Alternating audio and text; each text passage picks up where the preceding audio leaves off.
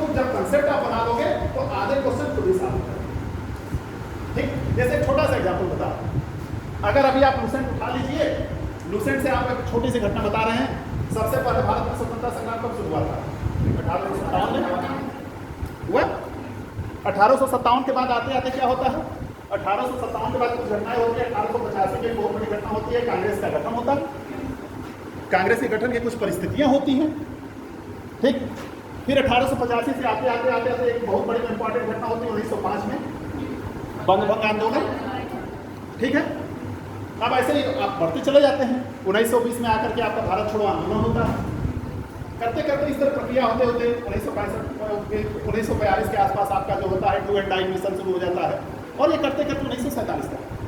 अब अगर आप ऐसे एक लाइन रखोगे तो रखते रह जाओगे। लेकिन अगर आपने इसको क्रोनोलॉजिकल ऑर्डर में समझ लिया कि पहले ये घटना हुई, पहले ये घटना हुई, पहले ये घटना हुई, पहले ये घटना हुई, फिर ये। ठीक, अब आपको एग्जामिनेशन में बना ले पा गया, ऐसे क्वेश्चन आते हैं, आपको ध्यान दिए होंगे। 1857 लिख देगा, 1885 लिख देगा, 1905 लिख देगा, मान लेते 1920 लिख देगा। यहाँ लिख देगा कहीं पर कांग्रेस का गठन लिख देगा, ऐसे यहाँ पर कहीं लिख देगा प्रथम स्वतंत्रता संग्राम। मैं एक बहुत छोटा क्वेश्चन बता रहा हूँ, यहाँ पे कहीं लिख देगा बंग आंदोलन, और यहाँ पे आपका कहीं पे लिख देगा क्विट इंडिया मोनो भारत छोड़ो। और आपसे कहता है इसको मिलाइए, और नीचे लिख देता है ना ए का 1, बी का 2, सी का, ऐसे करके आ जाता है। ठीक, ये तो चलिए मान लीजिए जब ज्यादा समय का। कभी कभी ऐसा होता है कि 1905 में ही 2 घटना एक साथ हुआ। जैसे 1905 में मान लीजिए जैसे मैं बता दी 1907 में जो कांग्रेस का विभाजन होता है। ठीक है, 1907 में क्या होता है, कांग्रेस 2 भागों में बढ़ जाती है, गरम और नरम। अब अगर हम कहें आपको सम नहीं दिया, लेकिन आपको क्रोनोलॉजी याद है कि पहले ये घटना हुई, फिर ये घटना हुई, फिर ये घटना हुई, फिर ये घटना, तो उससे आपको सम नहीं भी याद रहेगा या कंफ्यूजन भी होगा, तो आप उस क्वेश्चन को कर लेंगे कि नहीं कर लेंगे। लेकिन एक तब आएगा, ये आपके दिमाग में तब आएगा जब आप उस क्रोनोलॉजी के साथ पढ़े रहेंगे। लूसेंट पढ़ेंगे तो क्या होगा, उसमें तो यही लिखेगा 1905 में बंग आंदोलन हुआ, किस परिस्थिति में हुआ आपको नहीं पता। 1907 में कांग्रेस में जो है 2 भाग हो गई, 2 भागों में कांग्रेस बढ़ जाती है, क्यों बढ़ गई नहीं पता। तो कम से कम एक बार आप जब किसी चीज को पढ़े रहते हैं, उसको समझे रहते हैं, तो थोड़ा सा क्वेश्चन दाएं बाएं भी आता है तो आप उसको कर लेंगे। ठीक, तो पहला इंपॉर्टेंट चीज है क्या पढ़ना है। बोले सबसे पहले तो गोल डिसाइड करिए, वो आप कर सकते हैं अपनी परिस्थिति के अनुसार, वो हम नहीं कर सकते। दूसरा आप उसके बाद डिसाइड करिए उस गोल को अचीव करने के लिए आपको पढ़ना क्या है। पढ़ने के लिए पहले तो कंटेंट डिसाइड करेंगे ना, ये चीजें पढ़नी, उन चीजों के लिए क्या किताब पढ़नी, इसी के लिए एक एक्सपीरियंस क्या किताब पढ़नी है। इस स्टेज में आकर के आपको एक एक्सपीरियंस व्यक्ति की जरूरत है। ठीक, गोल डिसाइड करने में किसी की आपको जरूरत नहीं है, वो आप अपनी परिस्थिति के अनुसार, अपने घर परिवेश के अनुसार डिसाइड करें। जब गोल डिसाइड हुआ पढ़ना क्या है, वो तो हर परीक्षा का सिलेबस रहता है, उसके लिए भी किसी की कोई आवश्यकता नहीं। उस सिलेबस के लिए क्या क्या कहां से क्या क्या चीज मिलेगा, यहां से आपको आवश्यकता है। और आप लोगों के लिए तो सौभाग्यशाली आज के समय में डिजिटल प्लेटफॉर्म पे तमाम चीजें उपलब्ध हो चुकी हैं। ठीक है, आपके तमाम अच्छे लेक्चर्स और चीजें रहती हैं। लेकिन किसी भी परीक्षा के लिए जो बेसिक मैंने इसको अनुभव किया है, आप चाहे जिस भी वीडियोस को देख लीजिए, जो किसी भी कोचिंग इंस्टीट्यूट का या किसी टॉपर का इंटरव्यू पढ़ लीजिए, वो एनसीईआरटी के ऊपर जरूर करें। क्यों? जो कि बेसिक चीजें आपको पता है। दूसरा एग्जाम्पल बता रहा हूँ क्यों जरूरत है। जैसे एक उदाहरण ले लीजिए, आप भूगोल में आपको जानते हैं एक शब्द आता है लैटिट्यूड एंड लॉन्गिट्यूड, देशांतर और अक्षांश। ठीक, आपको पता है कि इंडिया इतने देशांतर से इतने देशांतर में होगी, इतने अक्षांश से इतने अक्षांश में। जब आप किसी कोचिंग करने जाओगे या कहीं जाओगे या लूसेंट में जाओगे, तो लूसेंट में ये लिखिएगा कि इंडिया का विस्तार इतने अक्षांश से इतने अक्षांश और इतने देशांतर से इतने देशांतर। अरे दिमाग में पड़े ये तो है कि अक्षांश क्या है, देशांतर क्या है। अगर इतना अक्षांश है तो इसमें कितना एरिया कवर होगा, इतना देशांतर है तो इसमें कितना एरिया कवर होगा। वो बेसिक चीज चाहिए कि नहीं चाहिए, और वो बेसिक चीज कहाँ मिलेगी, कक्षा 6 के एनसीईआरटी में। वो बेसिक चीज क्लास 6 के एनसीईआरटी में मिलेगी। होता क्या है कि क्लास 5 to 10 हम लोग जो पढ़ते हैं सोशल साइंस या सोशल स्टडीज जो भी कर लीजिए, हम लोग उसको सीरियसली नहीं लेते। अब बाद में उसी चीज को हमको फिर से पढ़ते हैं। इतिहास, भूगोल, नागरिक शास्त्र, अर्थशास्त्र जो भी आप पढ़ते हैं ना 10 तक, कम से तो पढ़ते ही पढ़ते हैं। हम हो चाहे जो भी, हम भी अपने समय में नहीं लिए। जब बाद में सिविल देना शुरू किया तब समझ में आ रहा है तो उस समय पढ़ना पड़ता, तो समय था किसी तरह रख के नंबर पास, ठीक है। और दूसरा एक कारण उसका ये भी होता है कि उस समय आपकी मेच्योरिटी लेवल उतनी नहीं होगी, आप उतने तरीके से नहीं सोच सकते जितने तरीके से आपने यहाँ सोचा, ठीक। तो इम्पॉर्टेंट ये है, और मेरा व्यक्तिगत सलाह है, आप लोग गलत जगह से भी कर सकते हैं कि आप एनसीईआरटी टेस्ट जरूर, और एनसीईआरटी को पहले पढ़ते तो कहानी की तरफ पढ़ जाएगी, एक बार कहानी की तरफ, आधी चीजें नहीं समझ में आएगी, लगेगा क्या पता चीज, ठीक है। नहीं एनसीईआरटी हो सकता है एनसीईआरटी की किताब आपको मिल रही हो, मेरे समझ से आज के पास एंड्रॉइड फोन सब लोग यूज करते हैं, और 1.5 GB का डेटा लगभग सब लोग पढ़ ले पाते हैं, ठीक है। और 1.5 GB का डेटा का आप यूज क्या करते हैं, फेसबुक और इंस्टाग्राम देखते हैं। 90% लोगों की मैं बात कर रहा हूँ इंडिया में, हम भी उसी में हैं, अपने कॉलेज नहीं कर रहा, ठीक है। सुबह से उठे तो क्या है, ट्विटर देख रहा हूँ, इंस्टाग्राम देख रहा हूँ, उस ट्विटर इंस्टाग्राम से कितनी चीज हमारे काम की चीज है उससे कोई, आप भैया उस 1.5 GB डेटा में 0.5 GB डेटा डेली यूज करिए, CBSE की वेबसाइट पे जाइए, आपको एनसीईआरटी पूरा मिल जाएगा, PDF हिंदी में भी मिल जाएगा और इंग्लिश में भी, डाउनलोड कर लीजिए, ये तो कर सकते हैं ना, सबसे आसान तरीका आपको कंटेंट मिलेगा, अब उसको पढ़ते चले जाइए। स्पेशली ज्योग्राफी क्लास 6 to 12 जरूर पढ़िए, ज्योग्राफी कक्षा 6 से 12 तक की जरूर पढ़िए, उससे आपकी कोई ज्योग्राफी नहीं कवर होता। आजकल एक हर एग्जामिनेशन में बहुत बड़ा इशू होता है इन्वायरमेंट, पर्यावरण, इन्वायरमेंटल इकोलॉजी, पर्यावरण और पारिस्थितिकी, और आप उठा के देख लीजिएगा पेपर के साथ और एनसीईआरटी के साथ 90% चीजें आपको हासिल होंगी, बस वो सोच के साथ आपको पढ़ना, ठीक है। अब मैं थोड़ा सा आईएएस के बैकग्राउंड के या सिविल के बैकग्राउंड के बारे में बता दूं, क्योंकि हमको पहले बताया गया था, आज सुबह भी फोन आया तो मैंने उनसे क्लियर कर पूछा भाई सेमिनार तो है लेकिन किस टॉपिक पे, तो उन्होंने कहा फादर प्रिपरेशन ऑफ सिविल सर्विसेज, तो भाई मैंने मेट्रिक्स को अपने सिविल सर्विसेज के हिसाब से किया, लेकिन ये चीजें आपको सिविल के साथ साथ जो अन्य एग्जामिनेशन है, क्योंकि जीएस लगभग हर जगह से,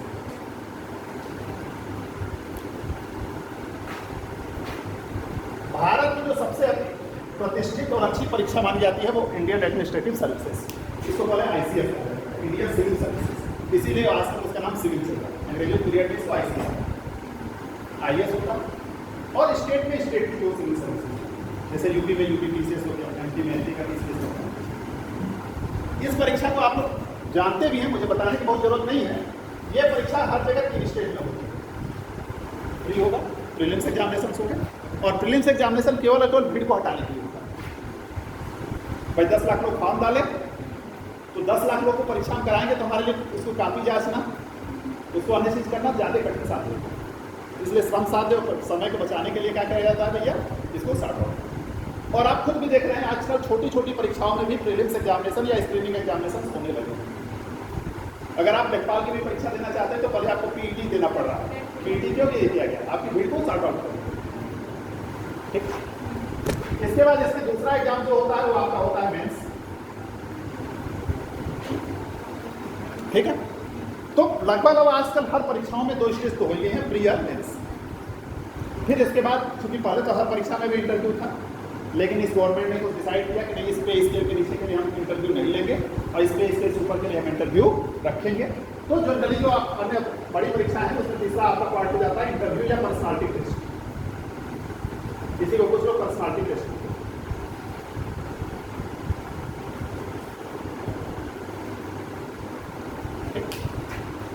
इंटरव्यू में पर्सनालिटी। लेकिन हमारे लिए सबसे इंपॉर्टेंट क्या है, हम इसको तैयार कर ले, इसको तैयार कर ले और इसको ही क्वालिफाई ना करें, कोई काम का रह जाएगा क्या, नहीं रह जाएगा। और आपको मैं बता दूं, एक छोटा सा एग्जाम्पल ले लीजिए, अभी UPPCS 22 का एग्जाम हुआ, इसका रिजल्ट भी हमें लग रहा है हार्डली 10-15 दिन में आ जाना चाहिए। इस UPPCS के एग्जामिनेशन में लगभग 6 लाख लोगों ने प्रीलिम्स की परीक्षा दी, 7 लाख फॉर्म पड़े थे, 6 लाख के आसपास लोगों ने परीक्षा दी, और जो अभी तक की स्थिति थी लगभग 400 सीट थी, तो 400 सीट में 1500 लोग क्वालिफाई करें, 6 लाख में से 6000 लोग क्वालिफाई करा देंगे, 5 लाख 40, मतलब ये मोटा मोटा मान के चले कि 10% लोग क्वालिफाई करा देंगे, 90% लोगों को क्या होना है 12, और उस 10% में आपको फाइट करनी है। तो सबसे इंपॉर्टेंट क्या है किसी भी परीक्षा के लिए कि हमारा ये स्टेज बहुत मजबूत, ठीक। लेकिन अब यही तो देखिए, गवर्नमेंट की पॉलिसी कर लीजिए या जो भी होता है, प्री और मेंस के एग्जाम में 2 से 3 महीने का केवल समय मिलता है। ठीक है, जैसे अभी IAS का रिजल्ट आया, प्री का रिजल्ट आया, तो कब आप लोग पढ़े होंगे, और इसका मेंस कब से है? सितंबर लास्ट या अक्टूबर में। कितना समय आपको मिला? जुलाई, अगस्त, सितंबर, मोटा मोटा 3 महीने मिला। यही हर परीक्षा में लगता है, 2 से 3 महीने। तो अगर आप केवल प्री पे फोकस कर लें और प्री क्वालिफाई करके जाएं तो 3 महीने मेंस की तैयारी कर नहीं पाएंगे, क्योंकि दोनों के परीक्षा का पैटर्न अलग है। तो हमारे लिए जरूरी क्या है? हमारे लिए जरूरी यह है कि कुछ ऐसी चीजें जरूर होंगी जो दोनों में कॉमन होंगी, और उस दोनों कॉमन चीजों को पहले ही ज्यादा से अच्छे से तैयार कर लिया। ठीक, GS प्री में भी आना है, GS मेंस में। ठीक, अब मैं एक एक स्टेप पहले बात करता हूँ, तब फिर बात करते हैं। प्री में 2 एग्जामिनेशन होते हैं, 2 पेपर्स होते हैं, आप लोग जानते हैं। अगर आप UPSC की बात करें, GS फर्स्ट पेपर और GS second. GS first paper में इसमें 100 क्वेश्चन आते हैं, और GS सेकेंड पेपर में आपके 80। थोड़ा सा मैं UPPCS की भी बात कर ले रहा हूँ, क्योंकि यूपी जो आदमी यूपी में है UPPCS जरूर देता है, अन्य स्टेट में भी उसी रेशियो में क्वेश्चन चेंज होते हैं। अगर UPPSC की बात कर लीजिए, इसमें वही फर्स्ट और सेकेंड ही होगा, लेकिन यहाँ आपको 150 क्वेश्चन है, और यहाँ पे आपके कितने रहेंगे? GS फर्स्ट पेपर ही आपका डिसाइडिंग होता है। GS का जो सेकंड पेपर होता है, जिसको आप लोग CSAT कहते हैं, सिविल सर्विस एप्टीट्यूड टेस्ट, 2011 से पहले नहीं होता था। 2011 से पहले एक ऑप्शनल विषय होता था और एक GS होता था, लेकिन 2011 में गवर्नमेंट ने हटा दिया, और सही भी बात है। हम हिस्ट्री के बहुत अच्छे जानकार, जैसे मेरा सब्जेक्ट फिजिक्स है, मैंने फिजिक्स में MSc के अलावा हिस्ट्री से, और MNIT से मैंने फिजिक्स में PhD किया। हम फिजिक्स बहुत अच्छा जान लें, लेकिन उसका सिविल सर्विस में क्या करना? ठीक है, आप DM बन गए, तो DM बनने के बाद आपको वही पंजा, तालाब, वही गौशाला, ठीक है ना, वही लॉ एंड ऑर्डर। अब मान लीजिए कहीं पे भीड़ इकट्ठा हो गई है, विरोध कर रही है, तो हम फिजिक्स का न्यूटन का नियम लगाएंगे तो लाठी चार्ज कराएंगे, ठीक है ना। तो ऐसे मान लो फिजिक्स, मान लीजिए कोई हिस्ट्री का हो, तो हिस्ट्री का बहुत बड़ा विद्वान हो, तो उसने पूरा सिंधु घाटी सभ्यता पर रिसर्च की हो, तो वह सिंधु घाटी सभ्यता का रिसर्च नहीं काम करेगा, वहाँ पर उसका ये डिसीजन काम करेगा कि लाठी चार्ज कराना है कि क्या करना है। अच्छा, लाठी चार्ज कराना है कि गोली नहीं चलवानी है, कि केवल बात करनी है, ये आपको डिसाइड करना है। इसका मतलब क्या हुआ कि सिविल सर्वेंट्स के लिए जो एक आवश्यक चीजें हैं वो आपके अंदर हैं कि नहीं, उसके लिए परीक्षा शुरू की गई, और उसका नाम दिया गया CSAT, इसीलिए उसका नाम दिया सिविल सर्विस एप्टीट्यूड टेस्ट। और शुरुआत में उसका क्या होता था, उस पर मार्क्स जुड़ते थे, बाद में उसको किया गया कि ये क्वालिफाई करेगा। विरोध जानते हो, कोई पॉलिसी आती है तो कुछ विरोध होती है, कोई भी पॉलिसी होगी तो उसके कुछ पॉजिटिव होंगे और कुछ निगेटिव एस्पेक्ट्स होंगे।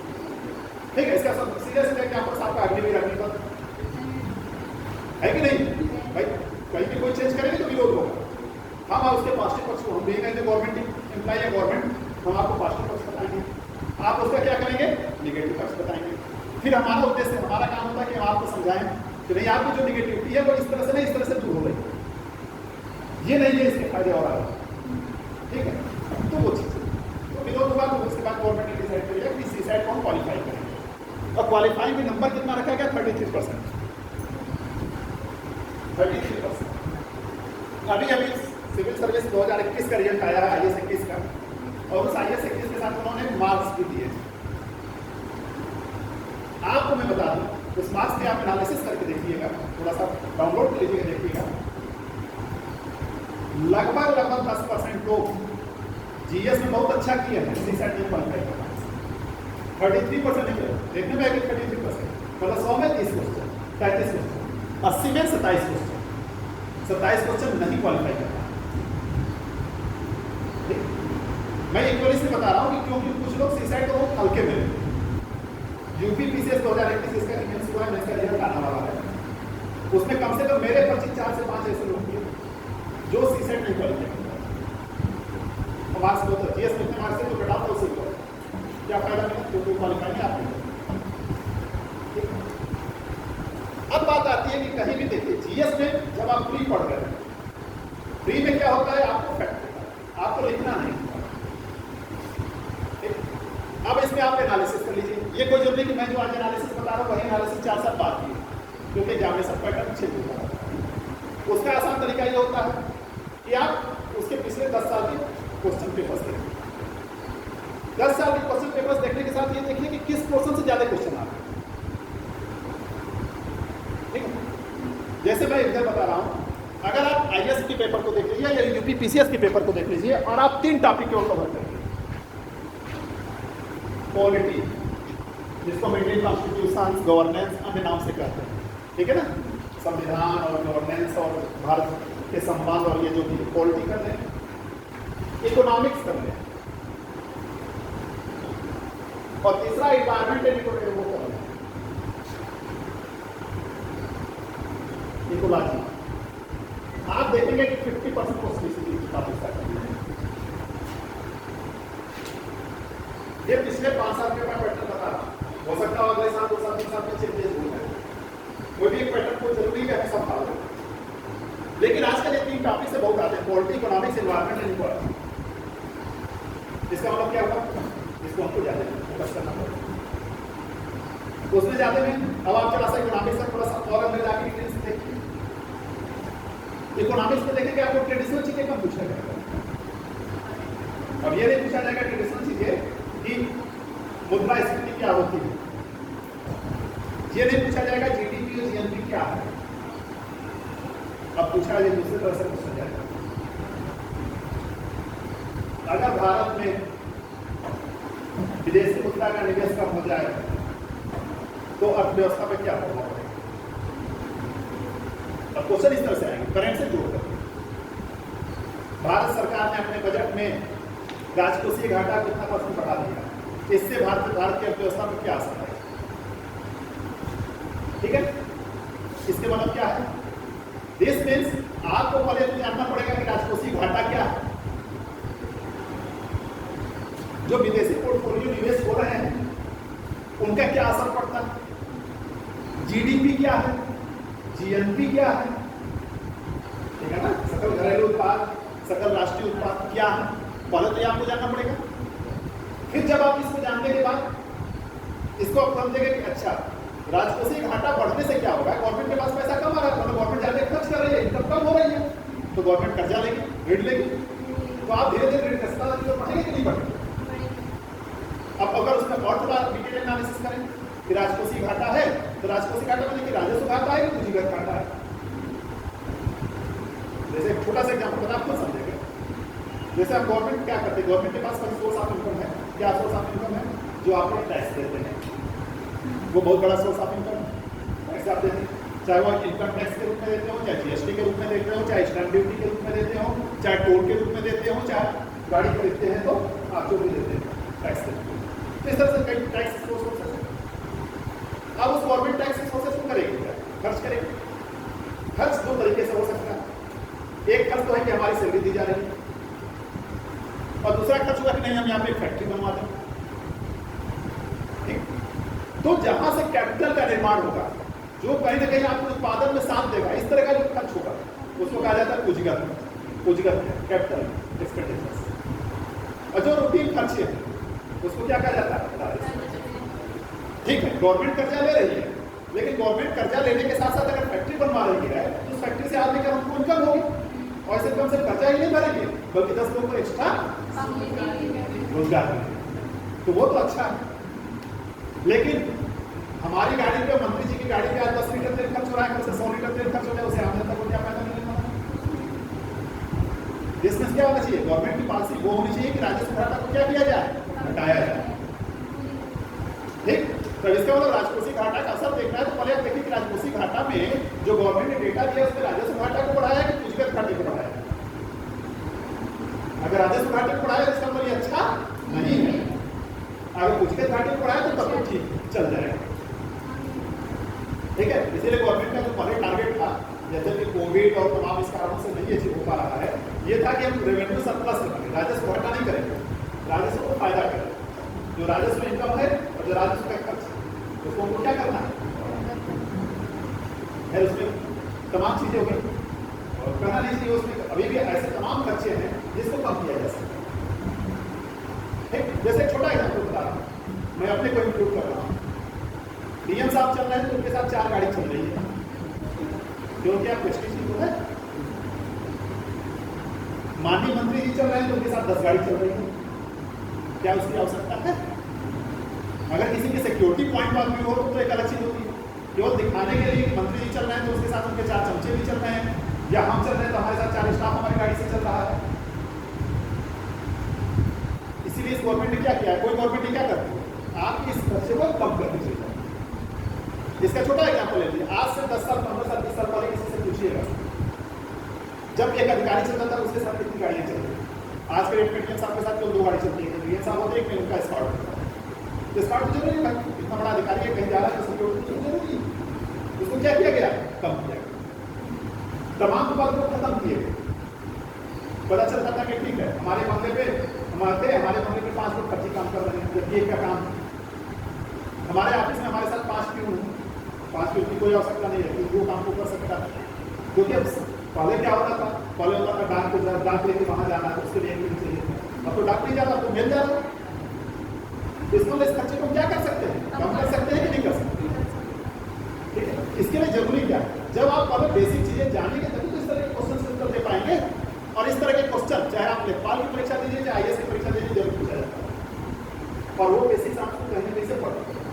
और उसका सबसे अच्छा सोर्स मैंने आपको बता दिया, जो अथेंटिक इसलिए है कि एनसीईआरटी की बुक्स को गवर्नमेंट ही छापती है, तो कल उस पर कोई चैलेंज नहीं कर सकता। तो पहले आप इसमें क्या पढ़िए, एनसीईआरटी की बुक्स को। जैसे जीएस में मैंने इसी बताया, प्री में ये देख लीजिए यूपीएससी का जो पैटर्न है। अभी जैसे मैंने आपको बता रहा था ना कि लेखपाल की परीक्षा और आईएएस की परीक्षा जीएस तो एक ही दिखता है, लेकिन दोनों के क्वेश्चन के स्टैंडर्ड बहुत अंतर होता है। यूपीएससी में 100 क्वेश्चन में 100 क्वेश्चन होते हैं 200 नंबर के। एक क्वेश्चन 2 नंबर का होता है, नेगेटिव मार्किंग होता है। सामान्यतः जो कट ऑफ आती है वो 92 से 94 नंबर के बीच आती है। 92 से 94 नंबर जो पा जाता है वो प्री को क्वालिफाई कर जाता है। अगर उसी से क्वालिफाई किया है कितना परसेंट हुआ, 50 से कम हुआ, 45 47 45 गुना 90 47 गुना 94 95 मान लेते हैं, तभी 47-48% कर लेते हैं जो पास हुआ यूपीएससी में। यूपी पीसीएस में 2021 का कट ऑफ मैं बता रहा हूँ, 2022 के भी कट ऑफ वही है। 150 क्वेश्चन में जो कट ऑफ आ रहा है वो लगभग 90 to 93 क्वेश्चन पे आकर होता है। कभी 90, कभी 89, कभी 91, 92, थोड़ा फ्लक्चुएशन तो होगा ही होगा। कितना परसेंट है मोटा मोटा, 15 छाके 90, 60% है कि नहीं। एक में कट ऑफ कहाँ पर रुक रहा है, 47%। एक में कट ऑफ कहाँ पर रुक रहा है, 60%। जबकि नंबर ऑफ सीट्स लगभग बराबर है। ठीक है, अगर आपको यूपीपीसीएस में कम दिख रहा है तो ये तो देखिए यूपीपीसीएस में नंबर ऑफ एप्लीकेंट्स है 35 कहाँ के, और आईएएस में कहाँ पे। इसमें साफ सी बात है कि यूपीएससी का पेपर का standard in comparison to UPPCS अच्छा, तभी लोग उस क्वेश्चन को नहीं कर पाते। ठीक, सिलेबस सेम। और इसका छोटा एग्जांपल बता देता हूं। यूपीपीसीएस का पेपर उठाएंगे तो वहां ये पूछेगा दिए गए बजट में राजकोषीय घाटा कितना दिया गया है, 3.1%, 3.2%, 3.3%, इस तरह से। आईएएस में नहीं पूछेगा, सीधे पूछेगा राजकोषीय घाटा का जीडीपी की क्या प्रभाव है। वहां पे आपको फैक्ट भले नहीं याद है कि 3% है कि 2% है, अगर आपको एनालिसिस याद है तो आप उस क्वेश्चन का क्या कर सकते हैं, आंसर दे सकते हैं कि नहीं दे सकते। और अगर लेखपाल में आएंगे तो उसका पूछने का तरीका और वो सीधे से दे पूछे जीडीपी क्या है, वो पूछना भी चाहिए। ठीक उसी तरीके से आप क्लास 5, 6 मतलब 6 और 8 में भी कबीर के दोहे पढ़े होंगे। ठीक है, अब हाई स्कूल इंटर में आएंगे फिर भी वही कबीर का दोहा पढ़ा आपने, और जब आप BA करेंगे हिंदी से तभी कबीर का दोहा वही रहेगा, वही कबीर का दोहा पढ़ा ना। लेकिन 6, 7, 8 में जब आप लिखते थे तो उसका अर्थ लिखते थे। 9, 10 में आए तो थोड़ा सा उसको व्याख्या के रूप में लेके आए, चीज़ों को बढ़ाया कि नहीं बढ़ाया आपने। और जब आप इंटरमीडिएट में लिखते हैं तो व्याख्या के साथ साथ आप वो भी लिखते हैं उसका काव्यगत संबोध है कि इसमें ये अलंकार है, तो इसमें इस तरह की भाषा है, लिखते हैं कि नहीं लिखते। तो आपने अपने सोच का दायरा बढ़ाया कि नहीं बढ़ाया। ठीक उसी तरीके से एग्जामिनेशन में जीएस तो सबका सेम रहता है, सिलेबस तो सेम रहेगा, लेकिन दायरा क्या होता जाएगा। और एक ही साधे सब सत्य कहावत कही जाती है कि एक ही तीर से सब काम हो जाए, तो उसके लिए बेटर क्या है कि हम अपना बेसिस मजबूत कर लें। अगर हमको कबीर का ये पता है कि कबीर का ये दोहा है और हमको ये पता है कि ये अलंकार की ये कंडीशन होती है, ये भाषा की ये कंडीशन होती है, तो हमको 6, 7, 8 में लिखना होगा तो 2 लाइन लिख के नहीं पढ़ लेंगे। और जब इंटरमीडिएट का लिखना होगा तो उसको हम एक्सप्लेन कर लेंगे। तो आप चाहे जो भी एग्जामिनेशन देते हैं, कृपया करके आप लोग अपने भविष्य के लिए रटना छोड़ करके समझने पे ज़्यादा फोकस करिए, और उसके लिए सबसे बेस्ट बुक है आपकी। तो ये आपका जीएस का प्री का क्वेश्चन है। सीसेट में इसे हम बात कर लें। आप एक चीज जानिए, जो भी परीक्षा आप दे रहे हैं, एलिमेंट्री मैथमेटिक्स और रीजनिंग हर जगह है। सामान्य गणित और रीजनिंग हर परीक्षा में आनी है, चाहे आप यूपीएससी का पेट दे रहे हो, चाहे आप आईएएस का सीसेट। सीसेट में बेसिक 3 चीजें होती है, जनरल हिंदी होती है, जनरल इंग्लिश होती है, वो आपके लैंग्वेज के पकड़ पे जाती है। फिर आपकी लॉजिकल एलिजिबिलिटी होती है। लॉजिकल एलिजिबिलिटी के लिए आप वही आपका बेसिक वही रहता है, रीजनिंग और मैथमेटिक्स। फिर आपकी कम्युनिकेशन स्किल होती है और इंटरपर्सनल स्किल। 100 में आपको कितने क्वेश्चन करने हैं? 35। हमारी मैथमेटिक्स बहुत अच्छी है, हमको पता है कि मैथमेटिक्स में 15 क्वेश्चन हमारे आएंगे या रीजनिंग के आएंगे। ठीक, कम्युनिकेशन स्किल हमारी बहुत अच्छी नहीं है, क्योंकि हम कम्युनिकेशन नहीं पढ़े, हमें ये कुछ नहीं। तो हम किस पे फोकस करें भाई? मैथ पे फोकस करें। मैथ की बात किस पे जाए? जनरल हिंदी पे जाए। किस पे जाए? जनरल इंग्लिश पे जाए। अब पता चला कि हम इंटरपर्सनल स्किल, कम्युनिकेशन स्किल साथ में पढ़ते रहे और मैथमेटिक्स का फार्मूला देखते ही नहीं। अब वहाँ पे ना कम्युनिकेशन स्किल सॉल्व कर पाए और ना मैथमेटिक्स सॉल्व कर पाए। और नेगेटिव मार्किंग आजकल हर जगह तुक्का चलेगा नहीं कि जय श्री राम ABCD में सी पे लगा दो, जय बजरंगबली सी पे लगा दो। ठीक है भाई, पहले तो हम लोग देखे हैं ना, जैसे हम शुरुआत में, और जैसे हमारे कुछ लोग सीनियर्स रहते थे तो वो लोग ऐसे क्या भैया प्री पास कर, कैसे पास करते हैं? अरे कुछ नहीं, टक्कर बम्बे को नाक बन गया। अच्छा, वो भी नहीं करना है। मान लीजिए आप 150 क्वेश्चन है, 50 क्वेश्चन आ गए, 50 आपने सही से रखा, नेगेटिव मार्किंग का कोई डर नहीं है। अब 100 क्वेश्चन निकल ए भर के चले आइए, तभी 25 किसको ए होगा ही ना उत्तर। 25 हो गया तो 50-25 कितने हो गए? 75 क्वेश्चन चल गए ना। लेकिन आज की डेट में कोई होगा नहीं, 25 ए जाएगा तो इसके बदले में आपको दूसरा कम नहीं होगा। तो अब आपको क्या है, नॉलेज आपको बढ़ाना ही बढ़ाना पड़ेगा, वो तुक्का नहीं चलेगा। तो आप एनसीईआरटी पढ़िए, और एनसीईआरटी में फैक्चुअल्स भी ध्यान में दीजिए। ठीक है, पेपर पढ़ रहे हैं, पेपर पढ़िए, समझ के लिए पढ़िए, एंटरटेनमेंट के लिए पढ़िए। लेकिन पेपर में क्या पढ़ना है? आजकल अधिकतर पेपर्स में जो लोकल्स पेपर होते हैं, दैनिक जागरण हो गया, मनोरंजन हिंदुस्तान हो गया, उसमें क्या निकलेगा? निकालेंगे तो बाधा में मच्छरों का प्रकोप निकलता है कि नहीं निकलता? यार उस मच्छर के प्रकोप में सिविल सर्विस से या लेखपाल की परीक्षा से क्या लेने देना? उस पे से हमारे एंटरटेनमेंट के लिए तो पढ़ा जा सकता है, या तो घर पे बैठ करके टाइम पास करना तो पढ़ा जा सकता है। दूसरा पेज पे निकलेगा, गौशाला में गाय मरी। अरे यार, गौशाला में गाय मरी से हमसे क्या दर्द पढ़ना है? ठीक है, ये समाज के लिए तो अंदर पढ़ना है, लेकिन हमारे परीक्षा के पॉइंट ऑफ व्यू से क्या? तो हम पहले गोल के साथ पढ़े ना। तो पेपर हिंदुस्तान ऐसे हिंदू में आप बताएंगे ना, हिंदू में ऐसे तमाम न्यूज होते हैं जिसका कोई मतलब नहीं होता आपके लिए। आप पढ़िए, क्या पढ़ना है? आप पढ़िए एडिटोरियल, आप उसमें पढ़िए जो इंटरनेशनल रिलेशनशिप के आते हैं। आप उसमें बहुत पढ़ना है तो स्पोर्ट्स पढ़िए, क्योंकि स्पोर्ट्स से क्वेश्चन आते हैं, ये कब कौन जीता, क्या हुआ, कैसे हुआ। आपको पढ़ना है तो जो और थोड़ी इंपॉर्टेंट चीजें हैं।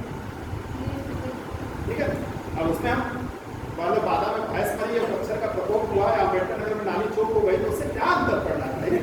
चौक हो गई, चौक हो गई, इसके लिए भी आपके माता पिता, आपके गार्जियंस हैं, उनको वो समाज को देखने के लिए है। जब आप उस स्टेट में आइएगा, कुछ बन जाइएगा, तो समाज को देखिएगा। तो इसमें आ जाइए। दूसरा हम बात कर ले मेंस। प्री के साथ ही मेंस की तैयारी हमेशा करनी चाहिए। जब आप एनसीईआरटी पढ़ रहे हो, तो एनसीईआरटी में जो इंपॉर्टेंट फैक्ट्स आपको रखने हैं, उसको कहीं लिख दीजिए। पहली बार तो पढ़ डालिए, कुछ मत करिए, कहानी की तरह पढ़ते रहिए। जैसे बचपन में कॉमिक्स पढ़ते थे, कितने लोग कॉमिक्स पढ़ते हैं?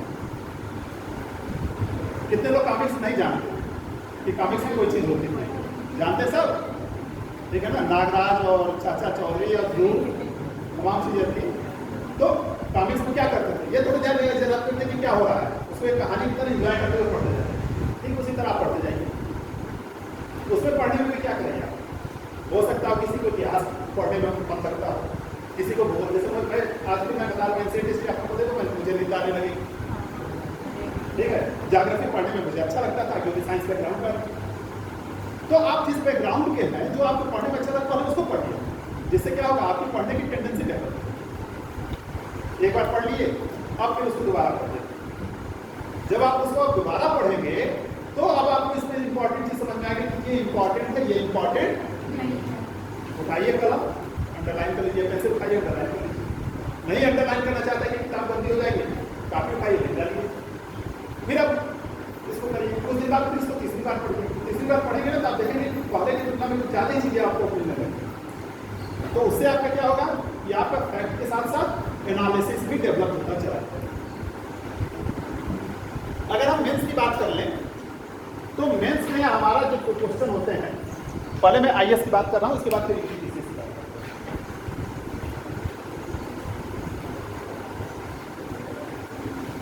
मेंस आपका होता है डिस्क्रिप्टिव, उसमें आपको होता है लिखना, ठीक है। और जब लिखना होगा तो उसमें आपको फैक्ट रखने की जरूरत नहीं है कि बजट में राजकोषीय घाटा 3.1% आ गया, 3.2, क्योंकि वो पूछा ही नहीं करेगा।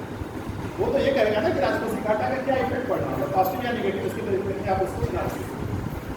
तो इसका जो सिलेबस है पहले जान लीजिए। आईएएस मेंस में एक पेपर होता है इंडियन लैंग्वेज का, ये आपका हिंदी हो सकता है, या आप जानते हैं कि थोड़ा बहुत 8वीं अनुसूची में कुछ भाषाएं दी गई, ठीक है ना, 18 या 22 भाषाएं दी गई, 22 तो 22 भाषाएं दी गई, उनमें से कोई एक पेपर, वो आपको अपने हिसाब से सेलेक्ट करना है।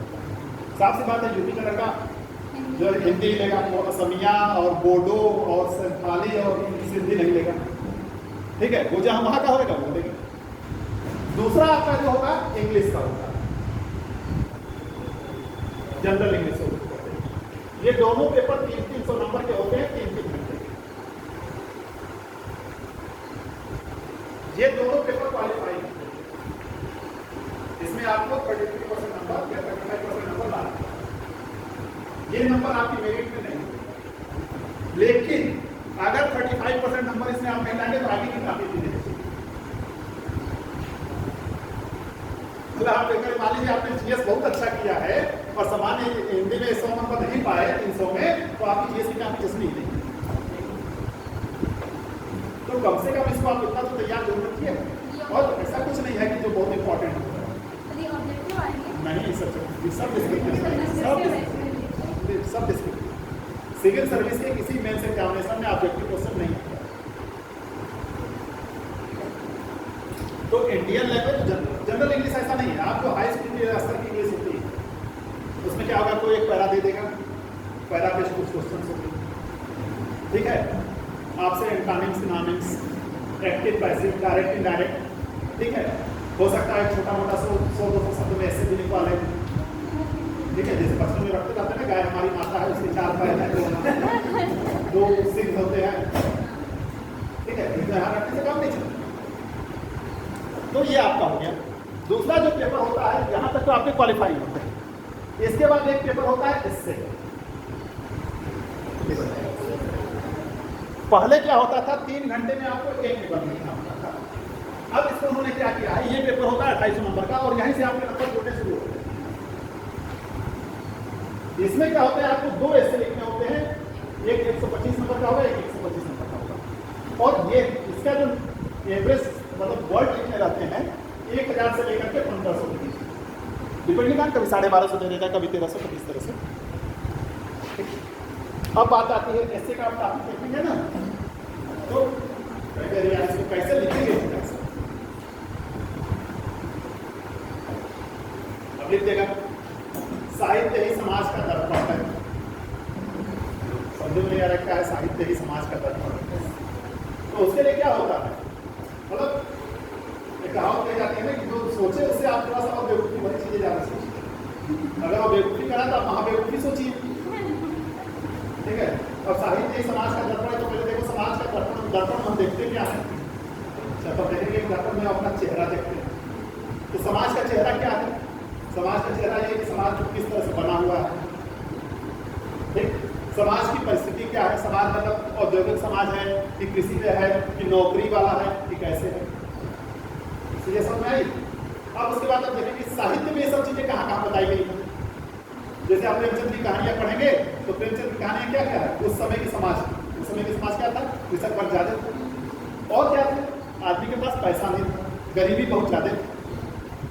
तो अगर आपने मतलब उसकी रात पढ़ी है तो आपको याद होगा कि वो ठंडी में बेचारा मरता भी रहता है और अंत में उसके जो आगू होते हैं उसको सब खराब हो जाता है। तो उस समय की परिस्थिति को एक्सप्लेन किया कि नहीं समाज में,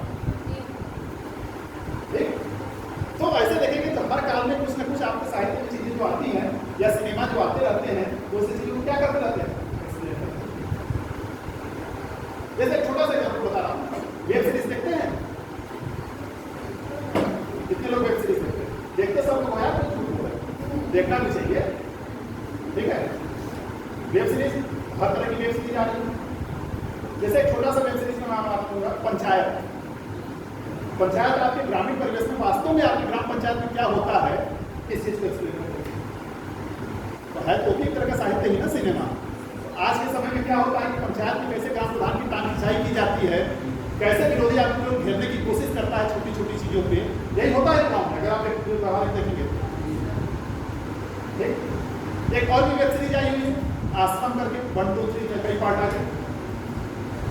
आज जो आपके बीच जो भी कहने चाहिए मठाधीश हैं या जिस भी धर्म से हैं उसमें 50% लोग इस तरह के हैं जो ये कहते हैं क्या है पैसा माया, क्या करना है उसको हमको दे जाओ, मतलब सन्यासी हो जाओ। तो वर्तमान परिवेश को एक्सप्लेन कर रहा है कि नहीं कर रहा है। तो जब इस तरह से आप तमाम चीजों को बेवकूफी भरे शब्दों को सोचेंगे तो आप देखेंगे 1000 का 5000 शब्द लिख रहे हैं, ठीक। फिर आप जो अब यहीं पे जो आप एनसीईआरटी या अन्य चीजें या एडिटोरियल पढ़े रहते हैं वहां से आपको कुछ कोटेशन कुछ चीजें और मिल जाती हैं। तो फिर आप जब धीरे धीरे चीजों को करेंगे, अभ्यास करेंगे तो लगेगा कि नहीं अच्छा इसमें इस चीज को भी लिखा जा सकता है, इस चीज में भी लिखा जा सकता है। तो जब इस तरह करेंगे तो कहेंगे कि यार 1000 शब्द बहुत कम पड़ेगा, 5000 शब्द भी होता तो हम लिखेंगे। जैसे छोटा सा उदाहरण लिखिए ना और प्रैक्टिकल में आता है। नेता कितना पढ़ा होता है आज तो अधिकतर नेताओं को देख लीजिए, लेकिन चाहे जिस टॉपिक को बोलने को दे दीजिए बोलेंगे और ऐसे धारा प्रवाह बोलेंगे कि आप जो है प्रभावित हो जाएंगे, ठीक है। ऐसे सिविल सर्वेंट हम हो चाहे जो भी हो, पता चला अच्छा आज अभी कहीं पे हमको बुला ले गया, तुलसीदास की जयंती है, वहाँ तुलसीदास को बोल देंगे, भले तुलसीदास के जीवन में न पढ़े, ठीक है। कल वहाँ चले गए अम्बेडकर की जयंती है तो अम्बेडकर को बोल देंगे, ऐसे बोलेंगे जैसे लग रहा है कि अम्बेडकर की पूरी ज्ञान उनकी किताबों को हमने पढ़ा है, उनके सिद्धांतों को पढ़ा है। कैसे आता है जब आप इस चीज़ों को सोचते हैं, वही माँ बेटी की तरह से सोचते, तो ठीक उसी तरह से आपका एस्से तैयार है। तो एस्से के लिए कोई अलग से तैयार करके रखने की जरूरत नहीं कि गाय हमारी माता है, इसके 4 पैर हैं, 2 सिंह हैं, 2 कान हैं। तो उसमें क्या है, चीज़ों को बस समझिए और सोचने का दायरा धीरे धीरे बढ़ाते चले। कोटेशंस थोड़े बहुत लिख लीजिए। होता क्या, वही एस्से सब लिखते हैं, उसी एस्से में कोई पता चला 125 नंबर 75 नंबर पाता है, कोई 50 नंबर पाता है। आपने बढ़िया कोटेशन लिख दिया, उसको अच्छा लग गया, बढ़े देगा, ठीक है। दूसरा आता है एस्से के बाद आता है जीएस के 4 पेपर होते हैं, GS first, GS second, GS third and GS, और हर पेपर 28 नंबर का होता है,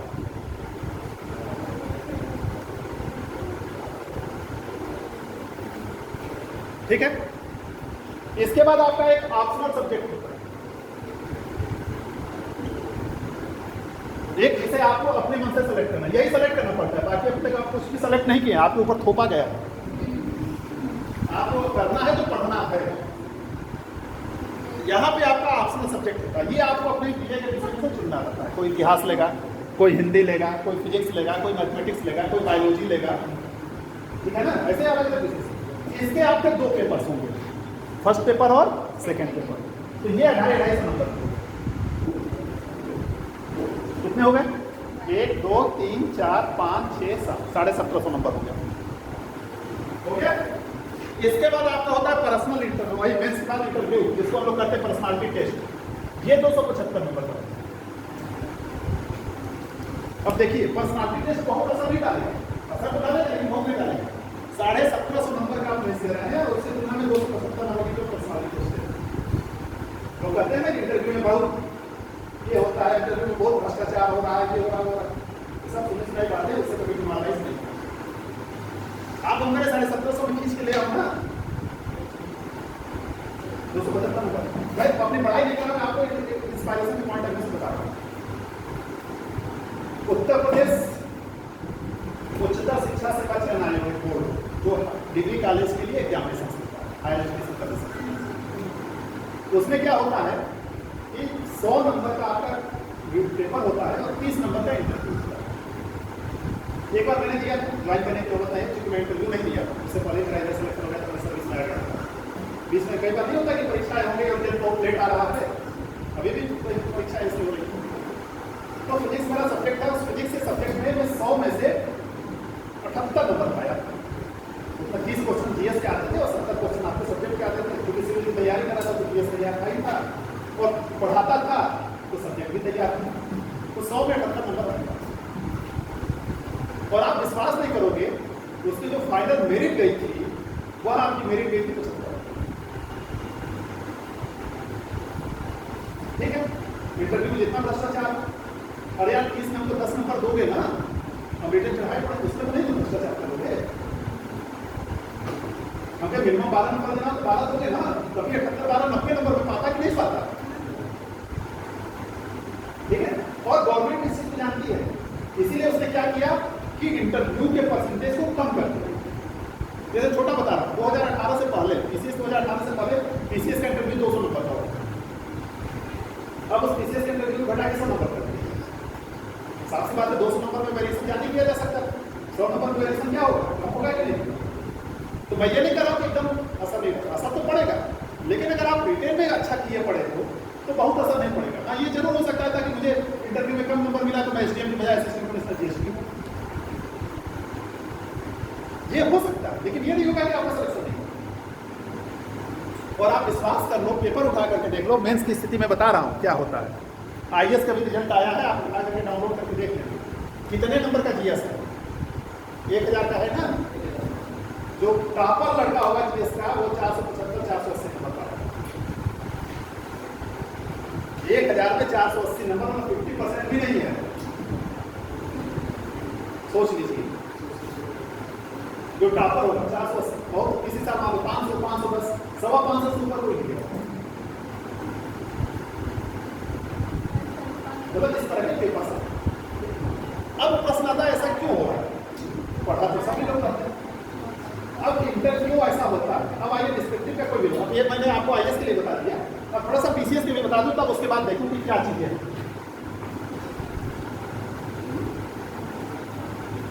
यूपी पीसीएस का पैटर्न थोड़ा दूसरा है।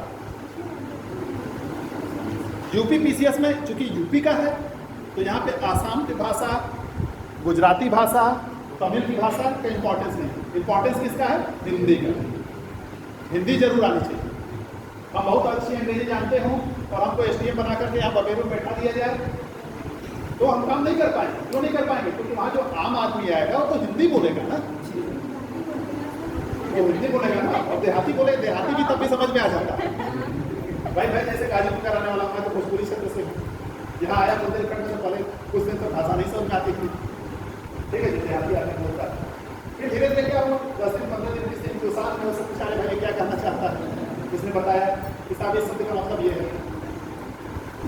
जैसे एक छोटा सा उदाहरण बताता हूँ, शब्दों का अंतर कैसे होता है। तरबूज और खरबूज जानते हैं, वाटरमेलन मस्कमेलन, हम लोग की तरफ उसको तरबूज खरबूज कहते हैं, या दूसरा भाषा उसको कहते हैं किनवाना कर लेते हैं, कलुआ कर लेते हैं, अलग अलग। यहाँ पे क्या चलता है, कलिंदा और चिमनी, कलिंदा और चिमनी, ठीक है। मैं जब पहली बार आया था 2020 में आया, अपने ड्राइवर के साथ ऐसे जा रहा था, हमारा काम बेसिकली उसमें इंफोर्समेंट में था, तो गाड़ी को चेक करना, तो गाड़ी में क्या करें, उस गाड़ी को जैसे भाई से करना, ड्राइवर कहा साहब इसमें कलिंदा, यार कलिंदा क्या होता है भाई, मेरे तरफ तो कलिंदा शब्द यूज नहीं हुआ, मेरे पास बुंदेलखंड में पहली पोस्टिंग, बुंदेलखंड के एक दो लड़के परिचित थे लेकिन वो भी हिंदी बोलते थे, तब उसने बताया कि सिर्फ कलिंदा ही है। समझ में आया ना कि नहीं, कलिंदा मतलब आपको। तो जब आप कम से कम जान जाओगे, लेकिन कम से कम हिंदी तो समझो कि कलिंदा है, तो इसलिए इसलिए यहाँ पे एक पेपर होता है जो कंपलसरी होता है, वो होता है जनरल रीजनिंग, और ये होता है 150 नंबर। ये क्वालिफाइंग नहीं होता, इसका नंबर जुड़ता है, मतलब आपके टोटल नंबर में जो मेरिट बनेगी उसमें भी इसका यूज होगा। 92 से पहले यहाँ इंग्लिश भी कंपलसरी था, लेकिन 92-93 मुलायम सिंह की सरकार है तो उन्होंने इंग्लिश को हटाया, केवल हिंदी कंपलसरी। फिर दूसरा सब्जेक्ट यहाँ पे आपका आता है एस्से। ये एस्से भी आपका 150 नंबर का होता है। अंतर क्या है, यहाँ पे आपको कितने एस्से लिखने हैं? 2। यहाँ पे लिखने होते हैं 3। 50 नंबर के 3।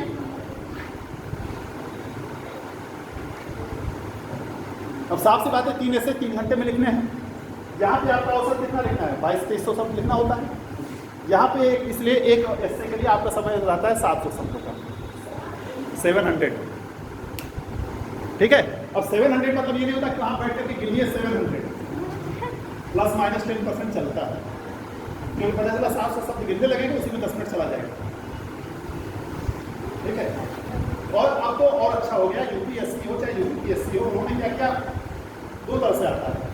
यहाँ पे ऊपर क्वेश्चन लिख दिया और उस क्वेश्चन के नीचे ही आपको जगह देते चले, तो आपको एक आइडिया दिया कि अगर इतना हम जगह लिख रहे हैं तो इतने शब्द लगभग हो गए। ठीक है, और इसके बाद एक पेपर आपको अलग से मिलता है जिसको आप लेके चले। पहले क्या होता था, शुरुआत में जब हम लोग भी किए थे 2009 में, तो उसमें क्या होता, पेपर अलग मिलता था, कापी अलग मिलती थी। अब उसमें आपको आइडिया लगाएंगे। अच्छा, लिखने में भी क्या होता है, कुछ लोग छोटा छोटा लिखते हैं, कुछ लोग बड़ा बड़ा लिखते हैं, कुछ लोग पास पास में लिखते हैं, कुछ लोग दूर दूर लिखते हैं। तो किसी का एक पेज में पता चलता है 50 शब्द आता है, किसी का एक पेज में क्या हो जाता है 100 शब्द आ जाता है। तो आप एक अपना आइडिया घर पे जब देख लीजिए ना कि आप अगर इतने लिख रहे हैं तो इतने लगभग कितने शब्द आ रहे हैं। एक पेज में आप लगभग 100 शब्द लिख रहे हैं, इसका मतलब आपको 700 शब्द लिखना है तो 7 पेज लिखना लगभग। बाकी ±10% होता है, वहाँ ना एग्जामिनर बैठ के गिनेगा ना आप गिनेंगे, और अगर गिनेंगे तो बेवकूफ़ी करेंगे, क्योंकि आप टाइम लॉस करेंगे। फिर इस यहाँ पे भी जीएस के 4 पेपर होते हैं।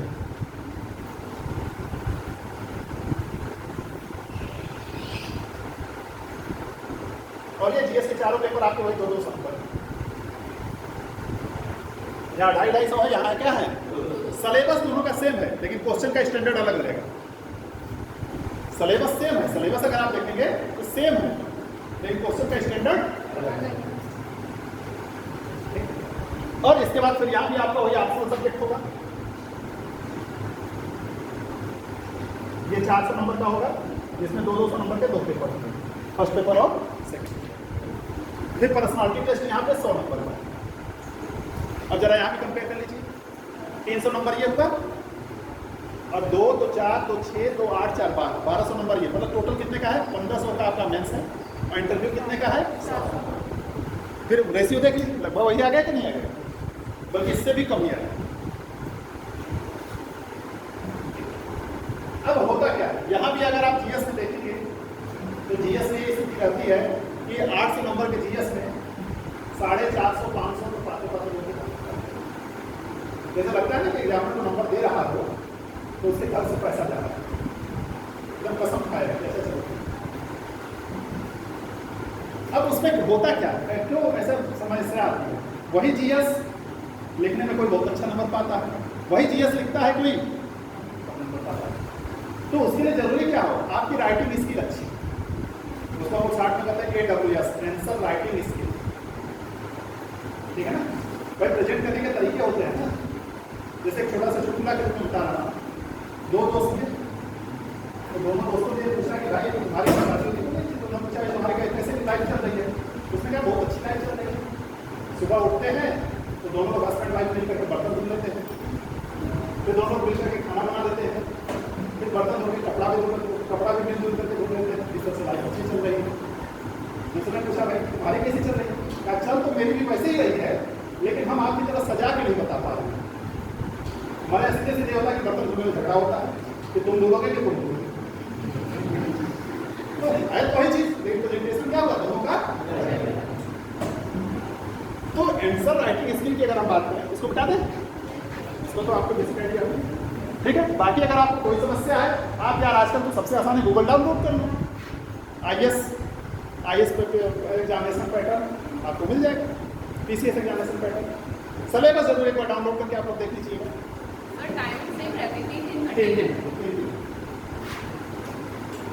अब आप आइए जरा सा देखिए कितना शब्द आपको लिखना रहता है और कैसे आपको लिखना रहता है और कहाँ लोग फेल होते हैं।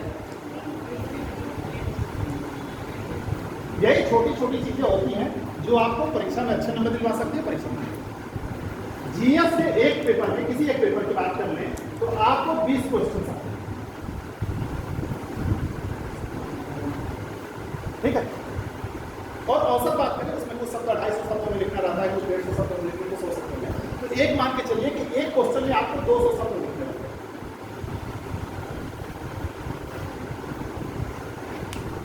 ठीक। 200 शब्द लिखने हैं।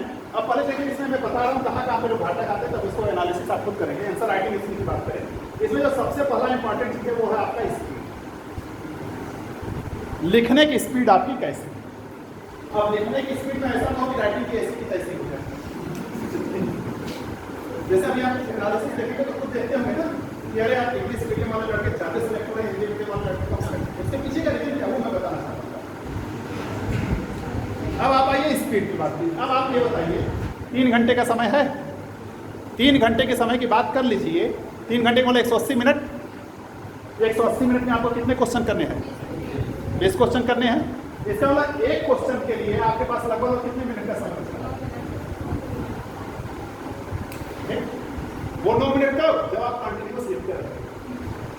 यार आप जब कोई भी क्वेश्चन सॉल्व करते हो तो पहले क्वेश्चन पढ़ते हो, क्वेश्चन पढ़ के दिमाग में लगाते हो कि क्या क्या चीज लिखनी है, करते कि नहीं करते? इसका मतलब 1 मिनट उसमें निकाल करके जाएगा कि नहीं जाएगा कम से कम। तो आपके पास वास्तव में कितना समय बचा? फिर से मैं कह रहा हूँ 200 शब्द वहाँ बैठ करके गिनती करोगे नहीं, किसी में 210 भी लिखोगे, 220 लिखोगे, 225 भी लिखोगे। एक 200 तो मान लेंगे, 250 शब्द होते हैं तो उसमें आप 270 280 भी लिखोगे। तो एक औसत हम एग्जाम्पल के लिए आपको बता रहे हैं कि 240 शब्द हमको लिखना है क्वेश्चन। कितना लिखना है? क्योंकि एक हमारी मेंटेलिटी होती है, जब हम वहाँ पे लिखते हैं ना कि पढ़ना जितना जगह दिया वो भर जाए, तो भर जाए तो 200 से ऊपर ही होता है, कम नहीं होता। अब इसमें 200 शब्द अगर आपको 240 शब्द लिखना है कितने मिनट में? 8 मिनट में। तो 1 मिनट में आपको कितने शब्द लिखने पड़ेंगे? 30 शब्द। जरा घर पे अपनी स्पीड निकाल के देखना है कितना शब्द लिखा। अब उस 30 शब्द में होता क्या? 30 शब्द कब? जब आपके दिमाग में पूरे कंटेंट्स क्लियर है तब तो स्पीड में लिखते जाओगे। ऐसा तो होता नहीं, आपको परीक्षा में सोचना भी तो पड़ता है। तो इस चक्कर में क्या होता है कि लोग क्या कर पाते हैं कि 20 के एक क्वेश्चन पर पता चला लोग 250 शब्द या 300 शब्द बहुत अच्छा लिखते चले, लास्ट क्वेश्चन में क्वेश्चन नहीं बचा, तो 20 क्वेश्चन वो लिख ही नहीं पाते। तो हमेशा देखिए कि जितने भी अच्छे आपस में उनका इंटरव्यू लेंगे उसके, आप प्रयास ये करिए कि आप 20 के 20 क्वेश्चन अटेम्प्ट जरूर करिए। अपनी स्पीड को, अपनी टाइमिंग को इस तरह से मैनेज करिए कि आपके क्वेश्चंस नहीं छूटने चाहिए। क्यों? एक एग्जाम्पल, ये भी एग्जाम्पल लेकर के, और एग्जाम्पल मेरे साथ घटित हुआ अपना करता। मान लीजिए आपने पहला क्वेश्चन बहुत समय देकर के 15 मिनट 20 मिनट में लिखा, बहुत अच्छा लिखा, ठीक है। एक औसत मान लें 20 क्वेश्चन है तो एक क्वेश्चन का 10 ही नंबर तो होगा। 10 नंबर में आपने बहुत अच्छा लिखा तो आपको कितना देगा? 7 नंबर देगा, इससे ऊपर नहीं देते। 7 साढ़े 7 से ऊपर नहीं जाता। 7 साढ़े 7 तो बहुत अच्छा होगा। हमने उसको थोड़ा सा खराब लिखा, एक दूसरा व्यक्ति हमने मान लीजिए उसने क्या किया, उस 10 खराब लिखा उसको मान लीजिए 5 नंबर, ठीक। कितने का अंतर आया? 2 नंबर का आया। पता चला ये वाले भाई साहब अच्छा लिखने में 2 क्वेश्चन भूल गए, नहीं लिख पाए, तो इन्होंने कितने नंबर का छोड़ दिया? 20 नंबर का छोड़ा कि नहीं छोड़ा? और यहां वाले ने क्या किया? पूरा लिखा। अरे यार तो 2 क्वेश्चन 10 नंबर वो आगे बढ़ गया कि नहीं बढ़ गया? तो जो आप इधर छोड़ रहे हो उसको अगला कवर कर ले रहा है कि नहीं कर रहा? तो हमेशा पहले तो आप स्पीड को ध्यान दीजिए। अब यहां पे बता रहा हूं इंग्लिश मीडियम और हिंदी मीडियम में। इंग्लिश मीडियम में इंग्लिश में जब आप लिखोगे तो अपना स्पीड से ट्राई करके देख लेना। अगर आप 1 मिनट में इंग्लिश के 25 शब्द लिखते हो तो हिंदी के 20 शब्द लिखते हो। कारण क्या है? इंग्लिश में कोई मात्रा नहीं है, इंग्लिश में आपको कहीं पे कोई लाइन नहीं खींचनी है। हिंदी में क्या है, हिंदी में आपको लाइन में खींचनी पड़ेगी।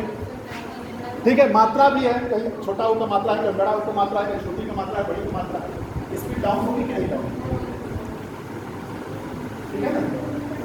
अब उसका भी काट, तो पहला इंपॉर्टेंट क्या है आपकी स्पीड। तो राइटिंग स्किल के लिए आपको स्पीड बनानी पड़ेगी। और स्पीड बनाने का तरीका क्या है?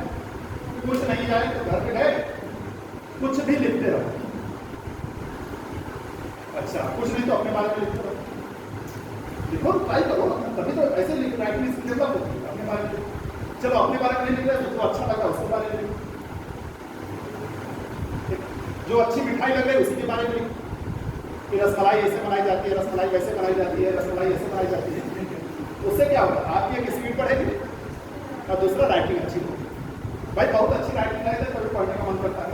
तो एग्जामिनेशन के पास, एग्जामिनर के पास कहाँ समय है यार? वो तो आपको ऐसा लिखना है कि ऐसा पढ़ने को मजबूर हो। तो उसको तो पैसा दिखता है ना कि एक कापी कितना मिल रहा है, जान के देखो तो हमारे बाप को क्या करता है। ऐसे में जो एग्जामिनर होते हैं वो 50+ वाले ही होते हैं, तो मुंह माया से थोड़े ऊपर उठ चुके रहते हैं। अब दूसरा आता है स्पीड के बाद आपका प्रेजेंटेशन। जो आप लिख रहे हैं उसको कैसे लिख रहे हैं। अच्छा, एक छोटा सा उदाहरण बताओ, आपको खुद को लिखना है। जैसे मान लीजिए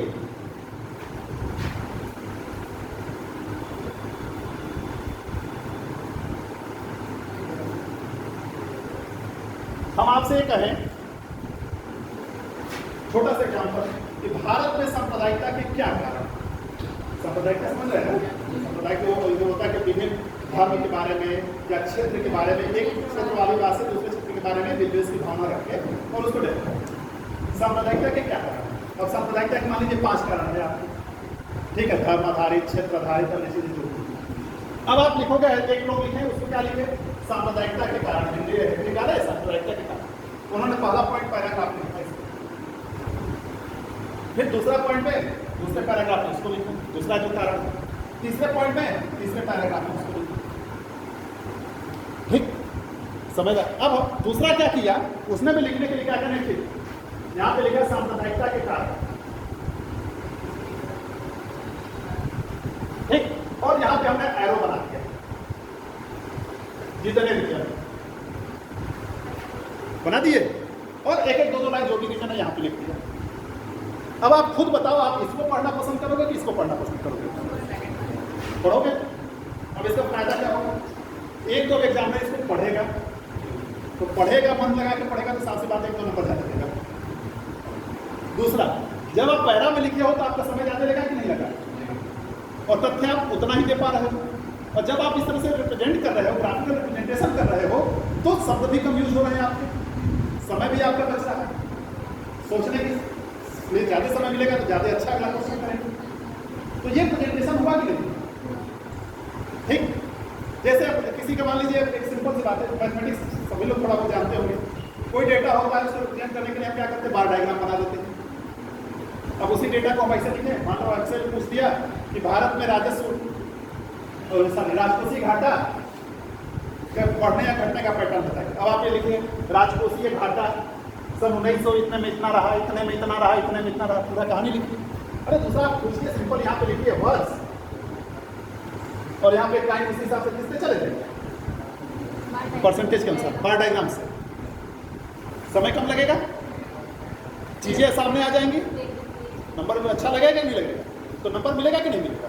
तो आजकल जो नया टेंडेंसी चल रही है वो आपका चल रहा है कि आप पैटर्न को किस तरह से लिख रहे हो। ठीक, जैसे दूसरा उदाहरण बता, जैसे मान लो आप पूछा जाए कि भारत में एल्युमिनियम का भंडार कहाँ कहाँ पाया जाता है, जैसे जबकि सब क्वेश्चन नहीं आते हैं, लेकिन मैं एग्जाम्पल बताया, एल्युमिनियम का भंडार कहाँ कहाँ पाया जाता है। अब आप जानते हैं कि एल्युमिनियम का भंडार उत्तर प्रदेश में यहाँ है, छत्तीसगढ़ में यहाँ पर है, यहाँ पर है, यहाँ पर है। अब आप लिखो ऐसे पढ़ करके ये है। और दूसरा हम क्या करें, दूसरा व्यक्ति क्या करे, कुछ ना करे, इंडिया का मैप बना दो और उस मैप में जहां जहां है उस चीज को पॉइंट करो। ठीक, अरे उसमें यही तो मेहनत करनी पड़ेगी ना कि मैप बनाना सीखना पड़ा। करो कौन सा यार, जब आगे इसका एग्जाम देना कर रहे हैं मैप बनाना सीख सकते हैं। इंडिया का मैप बनाने में क्या है, तो अपना खिलाते रहो, कामते रहो, हाथ थोड़ा सा मेहनत करना पड़ता है।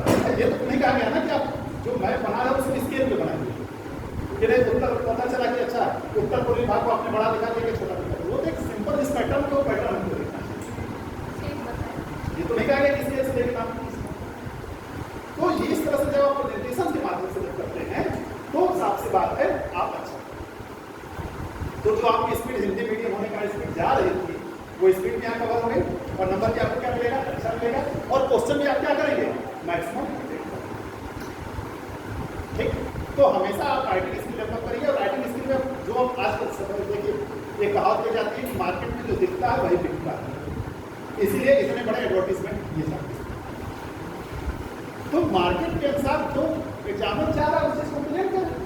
एग्जामिनर आप नहीं चाह रहा कि आप लंबा लिखिए, एग्जामिनर वो चाह रहा है कि पॉइंट पे आइए, तो अब क्या करें इस तरह के प्रेजेंटेशन को छोड़ा। अब हम थोड़ा सा बात कर लेते हैं पर्सनालिटी टेस्ट। हमने प्री क्वालिफाई कर लिया, मेंस क्वालिफाई कर लिया, आगे पर्सनालिटी टेस्ट।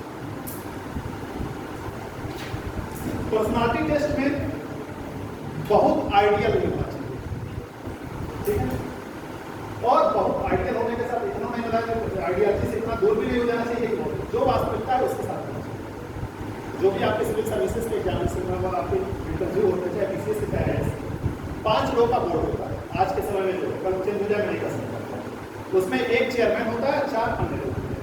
जैसे आप घुसोगे सामने चेयरमैन और 4 ऐसे जैसे लगा 5 यमराज बैठे हैं सामने, उस समय यमराज ही दिखते हैं जब आप चेम्बर खुलता है जाते हो अंदर। उसमें एक मनोवैज्ञानिक साइकोलॉजिस्ट जरूर होगा, वो आपके एक्टिविटीज को पढ़ रहा है।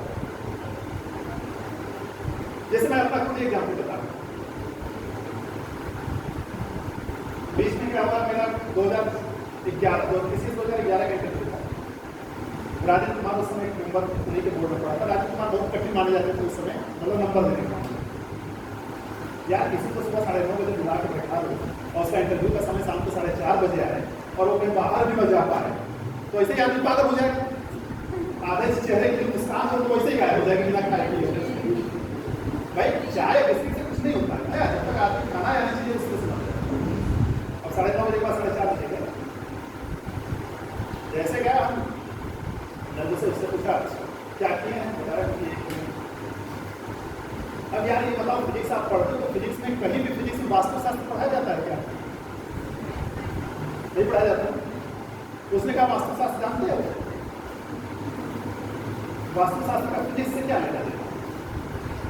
सारी सब नहीं जानते। क्या यार नहीं जानते हो, वास्तुशास्त्र में कहा जाता है कि घर की नाली जो होनी चाहिए वो पश्चिम जानी चाहिए या पूर्व जानी चाहिए, वो जानी चाहिए। सारी सब नहीं आता। वो वास्तुशास्त्र ही 2-3 क्वेश्चन पूछा, हमने कहा सारी सब। फिर उसने कहा यार पीसीएस का इंटरव्यू देने आए हो कि मजाक करने आए हो? अब आप खुद अपने आप को वहां सोचिए कि क्या स्थिति होती है। तो हुआ कि अपना इंटरव्यू तो गया, उसके बाद उसने अगले पॉइंट दूसरे में सुना, उसने कहा कि ये बताओ सिविल सर्वेंट क्यों बनना चाहते हैं? किसी भी कोचिंग वाले में जाओगे तो कोचिंग वाले यही सिखाते हैं, आइडियालजी बताएंगे, समाज सेवा का ये उदाहरण प्रस्तुत करेंगे कि ये समाज सेवा कर सकते हैं, वो समाज सेवा कर सकते हैं, वो समाज सेवा कर सकते हैं। हमने एक लाइन उत्तर दिया कि सर नौकरी पाने के लिए। उसने कहा नौकरी पाने के तौर पर टीचर भी हो सकते हो, सब कुछ हो सकते हो। फिर हमने यही उत्तर दिया, हमने कहा कि सर हर व्यक्ति ये चाहता है कि जो भी समाज में उच्च पद हो उसको प्राप्त किया जाए, और सिविल सर्विस जो होता है सर समाज में एक उच्च पद माना जाता है, इसलिए सिविल सर्विस होना चाहता है। ऐसे और भी कुछ बातें नहीं। आधे घंटे इंटरव्यू हुआ, आप विश्वास नहीं करोगे 200 नंबर के इंटरव्यू में उस समय 200 में 100-110 इसको मिलता था, बहुत अच्छा होता था। हमको 118 नंबर मिला। क्यों? हमने कोई आइडियालजी नहीं दी, और वो भी कब? जब आपकी शुरुआत खराब हो चुकी हो और यहां तक कहा जाए कि पीसीएस का इंटरव्यू देने आए कि मजाक करने आए, उसके बाद आप 118 नंबर कर सकते हैं। ठीक है, अब देखिए क्यों कहा जाता है ऐसा। आप प्रशासन में गए, ये आपके पर्सनालिटी टेस्ट इसी तरह के डेवलप किए जाते हैं। आप प्रशासन में गए, कहीं पे भीड़ लगी है, किसी कारण से कोई एक्सीडेंट हो गया है, भीड़ बहुत एग्रेसिव है, आप वहां गए तो भीड़ तो बहुत उल्टा सीधा बोलती है ना, उल्टा सीधा बोलती है। आपने अपना क्या किया? धैर्य खो दिया और कुछ गलत स्टेप उठा लिया। तो इस तरह की जो कहानी कह जाती है कि किसी का इंटरव्यू देने आए कि मजा आया हो कि आप कितना घबरा रहे हैं, आप कितने धैर्य में रह रहे हो, तो वो एक आपके इस तरह की परिस्थितियों को क्या किया जाता है? टेस्ट। ऐसे आपके इस तरह के हाइपोथेटिकल क्वेश्चंस बहुत पूछ लिए जाएंगे। तो इसलिए इंटरव्यू में जब कभी भी जाइए तो स्मार्ट रहिए, स्मार्ट बनने के मतलब वेरी ब्यूटीफुल और हैंडसम की बात नहीं करना। अब आपको खुद एक व्यक्तिगत अपने अनुभव से लीजिए इसको, मतलब क्लासरूम तो मतलब आपको एग्जाम्पल के रूप में लिया जा रहा है, इसको किसी व्यक्ति से लेना देना नहीं है, ठीक है। मान लीजिए किसी आप में से किसी की शादी हो रही हो और आपसे कहा जाए कि जाइए लड़की को देख लीजिए, या लड़की को कहा जाए कि आप जाइए लड़की को देख लीजिए। आप गए, जाओगे तो पहले आदमी क्या देखता है कि चेहरा कैसा है या फिगर्स कैसा है, ये बात देखता है। अब फिगर्स देखने के बाद आप उससे बातचीत शुरू की। बातचीत शुरू करने के बाद 10 मिनट, किसी भी अनजान व्यक्ति को समझने में 10 से 15 मिनट लगता है। 10 से 15 मिनट लग गया, कह यार ये तो बेवकूफ है, न इसको बोलने का तरीका है, न शब्दों का चयन सही है, न कुछ भी सही। फिर एक दूसरा ऑफर आपके पास आता है, वहां आप जाते हो, स्मार्ट तो कम है, उसकी तुलना में सुंदर कम है, लेकिन बुद्धि की स्थिति आपसे अच्छी है, तो किधर आप जाओगे? स्मार्ट वाले की तरफ कि बुद्धि वाले की तरफ जाओगे ना? तो ऐसे ही यार बहुत खूबसूरत बन के जाओ और वहां बुद्धि का कोई भी प्रेजेंटेशन आप ना कर पाओ, और एक सामान्य वे में जाओ और प्रेजेंटेशन आप अच्छा करो, तो किसको सेलेक्ट करेगा? प्रेजेंटेशन जिसका अच्छा हो, जो परिस्थिति को देख रहा है। तो कभी भी स्मार्ट का मतलब ये नहीं होता कि बहुत सुंदर होना। हाँ ठीक है, जो आपका सामान्य होता है कि नहीं, ठीक है, अब ये नहीं कि इंटरव्यू देने जा रहे हैं और विराट कोहली की तरह दाढ़ी बना कर जा रहे हैं, तो एक फॉर्मल जो ड्रेस है वो लेके जाइए। जैसे सामान्यतः होता है कि लोग कहते हैं अरे इंटरव्यू देने जा रहे हैं तो आप टाई पहन के जाइए। यार मैं जीवन में कभी टाई नहीं पहना, और उस दिन टाई पहनूंगा तो अपने आप को क्या होगा, अनइजी फील होगा कि नहीं होगा? तो बार बार आप किसी गले को टच करते रहोगे कि नहीं करते रहोगे? तो अगला तो ऐसे ही पकड़ लेगा, वो भी साइकोलॉजिस्ट बैठा हुआ है कि भैया इसका मतलब टाई जीवन भर नहीं पाता। ये भी उदाहरण बता रहा हूँ, इसी पीसीएस इंटरव्यू में एक सज्जन ऐसे थे, टाई पहन के चले गए थे, ठीक है, गर्मी का समय था, मई जून का महीना था, अरे ठीक है इसकी उसी चल रहा हो, वो समझ गया कि नया कौन क्या है। उसने कहा कि अरे यार गर्मी का समय क्या टाई पहन, खोल दो टाई। सॉरी सर, उसने 2 बार कहा ठीक है तो खोल दो टाई। तो टाई खोल करके रखने के बाद टाई को फोल्ड करना एक तरीका होता है। उसने कहा टाई को फोल्ड करके रख लो। अब आपको फोल्डिंग करने नहीं आ रहा, कभी टाई पर पहली बार कोई दूसरा टाई बांध दिया, बांध के चले गए हैं, ठीक है ना। तो वही हाल हुआ कि ससुराल में जा रहे हैं, टाई बन के गए, साली ने टाई खुलवा दिया, उसके बाद बांधने ही नहीं आ रहा है, तो पूरी पोल तो खुल गई ना। ऐसे ही एक हमारे सीनियर है, वो सीनियर है, इस समय वहाँ पे हैं, आपको एक पद होता है जिला probation officer, district probation officer, Pankaj नाम भी बता दे रहा हूँ, पंकज मिश्रा, इलाहाबाद में समय पोस्टेड है। 2009 के पीसीएस का इंटरव्यू था, देने गए। यार अगर हम खेती कभी नहीं किए हैं तो खेती के बारे में चीजें तो नहीं जानते, टेक्निकल चीजें तो नहीं जानते हैं। और खेतीहर अगर आप रहेंगे तो खेतीहर का एक रहने का तरीका जो होता है, चाहे जितना कर लीजिए, और एक सर्विस का क्लास का जो रहने का तरीका होगा, दोनों में अंतर होगा ही होगा। आपके पिताजी अगर खेती करते हैं तो चाहे जितना भी कर लेंगे, उनके रहन सहन का तरीका दूसरा होगा। अब वो गए भाई, ठीक है, जीवन भर कॉन्वेंट पढ़े रहे, सब कुछ किया रहे, पिताजी उनको पढ़ा लिखा रहे, पिताजी उनके वास्तव में किसान थे। ये अपना के पूछा कि क्या करते हैं, उन्होंने दिया खेती करते हैं। क्या ऐसे ऐसी फसल बताओ तो चाहे सालों भर बोई जाती है, साल भर की फसल होती है। तो एक तो उनको दिमाग में आया गन्ना, ठीक, और बताओ, अरहर बोल दी। अब आगे क्या, रट्टी बुद्धि कितने देर आएगी भाई, खेती किए रहोगे तब ना। ऐसे जैसे कभी कभी आप देख लो यहाँ पे क्या शब्द यूज किया जाता है मैं नहीं जानता हूँ। जैसे ट्रैक्टर से जब जो लोग खेती से जुड़े होंगे देखते होंगे, ट्रैक्टर से जब खेती जुताई होती है तो कार्नर के एरिया को छूट जाते हैं, वो जुताई नहीं हो पाती, तो उसको लोग फावड़ा से सही करते हैं कि नहीं करते? हम लोग तो उसको कहा जाता है कोन, कि कोना छूट गया तो उसको कैसे सही करें। अब उनसे पूछ लिया कोना क्या होता है, कोना कैसे छूटता है, उसको कैसे सही करते हैं। यार कभी खेत में गए हो तब तो पता रहे, और नहीं गए हो तो वही तो कहोगे कि चना का बहुत बड़ा पेड़ होता है। भाई जो नहीं देखा वो यही कहेगा ना कि चना का पेड़ आम की तरह बहुत बड़ा होता है, और हम बैगन को जो है डंडा से तोड़ते हैं, इतना बड़ा बैगन का पेड़ होता है डंडा से तोड़ते हैं। मतलब कहने का अर्थ यह है कि जो भी आपके अंदर नेचुरल चीजें हैं, ऑलवेज उसी को रिप्रेजेंट करिए। किसी भी इंटरव्यू की बात कर रहा हूं मैं, not only for the civil services, NDA जो है वहां तो बहुत लंबा चलता है, आपका एसएसबी वो तो कई स्टेज के चलते हैं। कभी भी जो आपके अंदर नेचुरल चीज है उसको आइए, बनावटपन में कभी मत जाइए। बनावटपन में जाएंगे कहीं ना कहीं पकड़े जाएंगे, वो इतना लंबा प्रोसेस होता है कि आप कहीं ना कहीं पकड़ में आ जाएंगे। और जहां पकड़ में आएंगे वही वो नेगेटिव इम्पैक्ट डालेगा। तो फिर लोग कहेंगे कि अरे इंटरव्यू में तो भ्रष्टाचार चल रहा है, फलाने को जो है 200 में 125 नंबर मिला, हमको 200 में 80 नंबर मिला। मैं कहता हूँ हो सकता है थोड़ी बहुत बाइसिंग होती है, मैं इससे इनकार नहीं कर रहा हूँ, लेकिन इतनी भी बाइसिंग नहीं होती कि बहुत ज्यादा डिफरेंस डाल सके, स्पेशली सिविल सर्विसेज में। वो भी सब जहां पे कि आपके इंटरव्यू के मार्क्स बहुत कम है in comparison to written examination. कभी भी परीक्षा में आप एक चीज जान लीजिए, इंटरव्यू में आप 10 क्वेश्चन का उत्तर नहीं दे पाए उससे कभी भी आप घबराइए नहीं, क्योंकि वहां आपका नॉलेज का टेस्ट नहीं होना, वहां आपकी पर्सनालिटी की टेस्ट होनी। नॉलेज का टेस्ट तो ये ले चुका है मेंस में, जितना आप अपना नॉलेज दिखाना था दिखा चुके हैं, तो घबराना नहीं चाहिए। आपके सामने ऐसे ऐसे सिचुएशन रखे जाएंगे, आप पुलिस ऑफिसर हैं, आप ऐसे जा रहे हैं, ये घटना हो गई तो आपको कैसे कंट्रोल करेंगे? एक में तो आप रटा रटा कर दे देंगे। जो जीएस का 4th पेपर एथिक्स होता है उसमें इसी तरह के क्वेश्चंस आते हैं। मान लीजिए आप एक जिले के जिलाधिकारी हैं, वहां का विधायक आपके ऊपर ये काम करने के लिए दबाव डाल रहा है जो कि नियम के अनुसार सही नहीं है, तो इस परिस्थिति में आप क्या करेंगे? व्यवहार में हम भी जानते हैं कि अगर सत्ता दल का विधायक है तो बात माननी पड़ेगी, लेकिन वहां तो नहीं कह देंगे कि बात माननी पड़ेगी, और वहां ये भी आप नहीं कह देंगे कि साहब हम एकदम मना कर देंगे, क्योंकि वो भी जानता है कि आज की परिस्थिति क्या है।